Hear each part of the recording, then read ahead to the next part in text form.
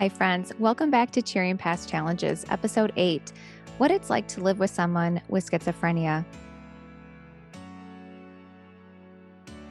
Before I get started with the show, I would just like to ask a simple request. If this content is helping you, leave a comment. Let me know what you liked, what you didn't like, what you'd like to hear. I would really appreciate the feedback. Okay, so let's get started. What is it like to live with someone with schizophrenia? Maybe you know somebody with schizophrenia or you do live with someone with schizophrenia. Today, I'm going to be discussing the roller coaster, what is to be expected. And to be honest, I feel uniquely blessed to have lived with someone with schizophrenia, and I'm going to get into that shortly. But first, what are the pros and cons, and what can you expect? Well, for starters, we're going to start with the pros. You can expect a slower paced life. Many schizophrenics have a slower paced life because they are not able to live like how you or I would live. Specifically, just simple things like cooking, cleaning, everyday routines can be difficult for them. So you can expect to have a slower paced life with them. There's going to be more naps. My mom was heavily medicated, so she would sleep a lot. So you can expect that. Basically, a more intentional life. And this can actually be a good thing, especially in today's society where it's all about the hustle and the bustle. My mom definitely lived a slower paced life. She looked forward to small pleasures like having a bowl of popcorn at the end of the day or going for a walk. And I used to go for many, many walks with my mom, and it was just a really sweet time with her. So that's not really all that bad. But what you have to understand is that they cannot live life like how you or I can, just because doing little things like running errands or driving a car, things like that can be difficult, especially if they're heavily medicated. And so, what I found with my mom is that she really looked forward to just the simple things, putting in a baked potato in the oven, going for a walk, coming back and smelling that aroma. And I still to this day can remember that and how sweet of a memory that is. Now, on to the cons. I witnessed my mom cry a lot. This was hard, especially when I was younger and I didn't understand why she was sad or what was happening. But she would just cry a lot. Sometimes she would just weep, and I would say, "Mom, what's wrong?" And she couldn't really articulate what was wrong, or she maybe didn't want to tell me. But that was difficult. And I do recall her just having moments of depression or sadness. And honestly, it was tough to witness because I think as a child, I just felt like I wanted to soothe that and bring happiness to her, but I didn't know how to do that. So if you do live with someone with schizophrenia, you may notice that they have bouts where they just can't control it. They're weepy. It might be every time at a certain part of the day that they routinely have cries or crying becomes a daily thing. And I think it's just they're dealing with their emotions and what they're feeling. At least that was the case with my mom. The second thing that I witnessed was psychosis. I talk about this in episode 2, the signs of psychosis, but basically that was very hard to witness, especially as a child. Even now, as an adult, when my mom is psychotic, it's very hard to witness. It makes you feel uncomfortable sometimes because no matter what you do, you can't bring them to calmness. You can't help them. Their brains are in a state of mania or a state of panic. They say things that are, they might rhyme or ramble and they don't make sense. And there's nothing you can do about it. In fact, if you try to reason with them, you'll just become really frustrated. And I would recommend that if you know somebody that's in psychosis, the best thing to do is try to get them help, get them medicated because whatever they're saying may be hurtful. They may tell you they hate you. They may, say a lot of just scary things or off things. And that's part of psychosis. So if you want to know more about psychosis, please listen to episode 2 where I talk about the signs of psychosis. We'll get on to the last con, which is that I witnessed mood swings. So my mom would be happy at times and sad at other times, and it could change just in a day. And so that again kind of goes with the crying, but it's a little bit more than that. It was cyclical. So my mom would be fine maybe for a few months, and then like summer would come and she would start to get maybe sick or even just turn inward. And so I think if you live with someone with schizophrenia, you'll probably notice some mood swings.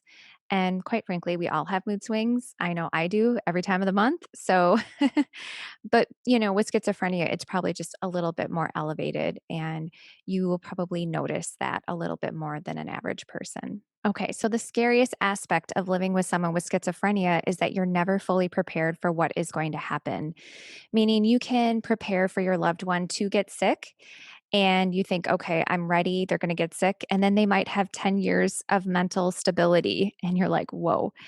Or you might think, oh, my loved one is doing awesome. She's on meds and she has a great doctor and a great social worker and things are going well. And then bam, she gets sick. And so you are never fully prepared. And this is the schizophrenia journey. It's an up and down, ebbs and flow journey. And that's why I talk so much about surrender. And I plan on talking about this more in the future. That if you love somebody with schizophrenia and you live with them, you're going to have to surrender to the fact that he or she is going to have ups and downs, and you're going to have no say over that.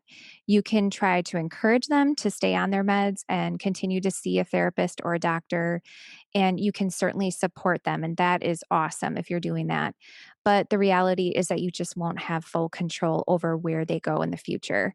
And this can be very unsettling for some. And I think, especially in the beginning of a schizophrenia journey where you have a new diagnosis, it's very hard to understand this. And even you can hear me talk about it now and say, oh, yeah, duh, I'm not going to know. But until you've actually lived this life, it's really hard to explain this. If you love someone with schizophrenia, you're going to have to surrender to life. I can even say it a step further, to God, to faith, to spirituality, that sometimes we just don't have control over certain elements in life. And this can be very challenging. If you love somebody with schizophrenia, even further, you're going to be living this as a demonstration. And other people are going to be watching you too. And what I found is that with my experience with my mom, I would have close friends or family members say, Becky, how do you do this with your mom? Like, I would just go nuts. Or, how do you just have such a good optimistic viewpoint? Well, because I have to, because I don't have any other choice.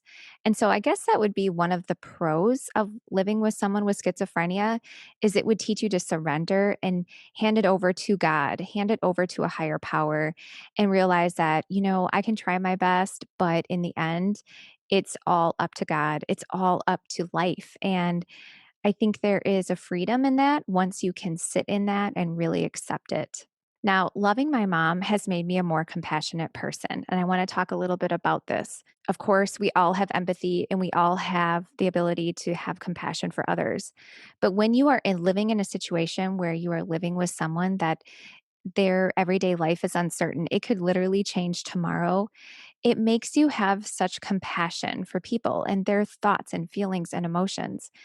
And so I have carried this on in my life, even in adulthood. If I walk into a Walmart and I see somebody upset, I will stop and say, are you okay? Do you need to talk to someone? I really have done this before. Even online, when I see posts from people that are fed up, or it might be, a random post that I need prayers or I need help, I will message that person and say, how can I pray for you? How can I help you? And I've actually created great friendships from doing this, because the reality is we all know what it feels like to be alone and to feel alone, even when we're not. It's just part of human existence and human life, is that we need people, we need connection. And so that's going to lead me also to having connected to a lot of schizophrenics on the schizophrenia support boards on Facebook. Many of them say that they are yearning for friendships and for people to connect with them, but people are afraid to. So if you know somebody with schizophrenia, please give them a call. Just call them up and ask them how their day is going, and ask them what's going on, and just give them a little bit of time out of your day. And I try to do that with people that I know that are suffering from schizophrenia. My mom is kind of unable to have conversations at this point. But if you know somebody that's medicated that can have a conversation, do that and just let them know that you care. And I mean, that goes with, you can do this with everybody in the entire population, but specifically people who suffer from schizophrenia, they really feel alone. And many of them will try to have friendships. And because of their illness, the friends kind of don't stick around and things like that. And I'm not going to lie, it's challenging to have friends and be friends with someone that has schizophrenia. But basically, by being around my mom, it allowed me to experience life outside the normal social norms. And what I mean by that is, for example, my mom was not joining PTO and attending parent meetings and driving me to sports practices, because my mom wasn't able to do things like that. But that's not to say that she wasn't a big contributor in my life. In fact, it was the opposite. Because she wasn't able to do all the busy stuff, she was more present and more nurturing as a parent. And I think that nowadays, that's actually quite rare, where now everybody's kind of running from thing to thing to thing.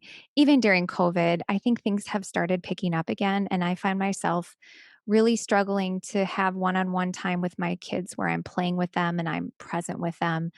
And I think that my mom did a good job of nurturing me by taking me on walks. She used to take me swimming. We would snuggle. She always would put a hand on me. I remember being quite annoyed with that when I was a child, but now I really, really appreciate that she understood the power of connectivity and touch and just being present. And I just think that that's an amazing quality. And I don't think I would be the person that I am today if I didn't have a mother with schizophrenia that fully nurtured me in a very simple way.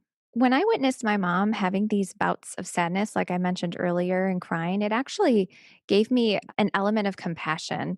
I also knew intuitively that my mom could not do everyday routines. And so it just provided me a space to really hold compassion for her and think about ways that I could nurture her. I think in the end, life is all an exchange of love, it's giving and receiving of love.